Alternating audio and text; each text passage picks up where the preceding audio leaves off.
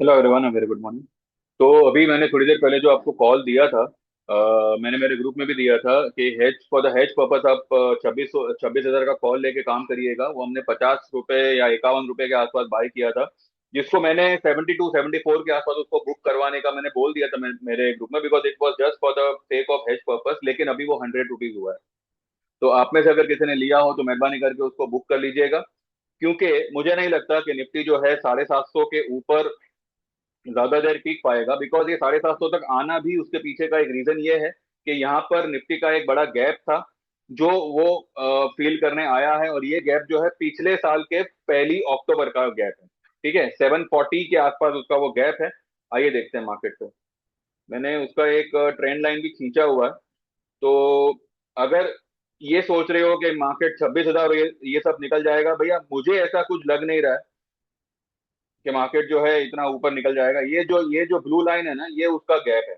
ये उसका, ये यहाँ से जो चला आ रहा है, ये वाले लेवल का इसका ये गैप है यहाँ पे। ठीक है, यहाँ पे कहीं पे उसका वो गैप है।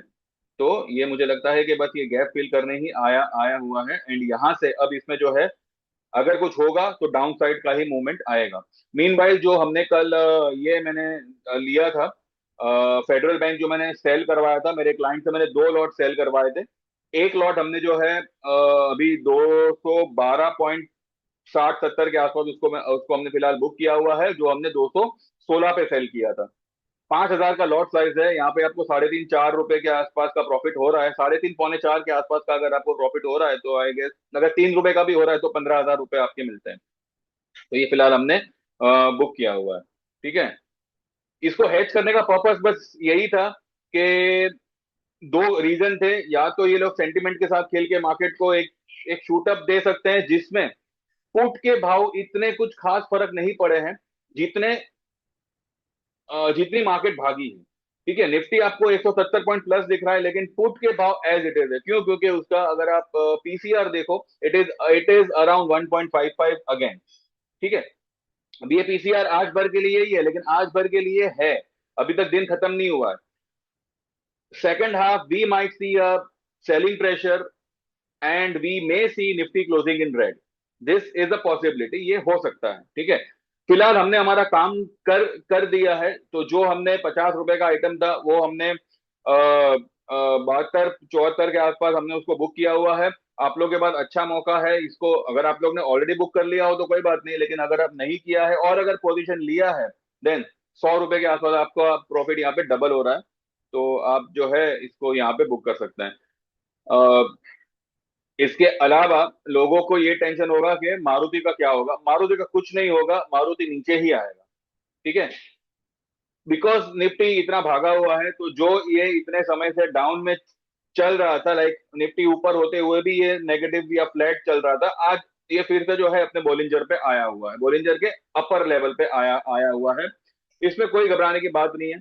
फिर भी फिर भी मैं ये नहीं कहता कि आप नवंबर में बड़ी पोजीशन बना लो। हमने जो एक एक लॉट बनाई हुई है नवंबर की, हमने जो पुट ली हुई है 16,000 की, हम फिलहाल उसी को पकड़ के रखेंगे। इसके अलावा हम अभी इसमें और कुछ ऐड करने वाले नहीं है।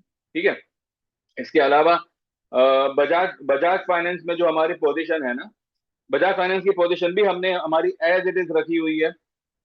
इसमें मैंने कुछ लोगों को यहाँ पे कुछ